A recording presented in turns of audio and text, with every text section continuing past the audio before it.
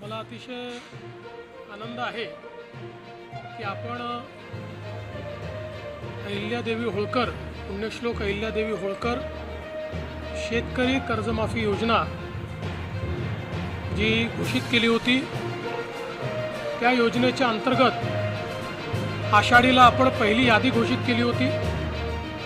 घोषित केलेली यादी ही आपण सर्व ग्रामपंचायतींना पाठवली आणि अगदी सिंपल अशा पद्धतीनं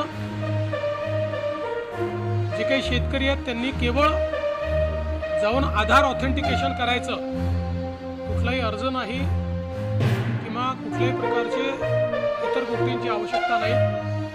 अशा पद्धतीनं ॲग्रीस्टॅग नंबर आणि आधार ऑथेंटिकेशन करून त्यांची खाती नील करायची, अशा प्रकारचं आपण काम हातामध्ये घेतलं होतं.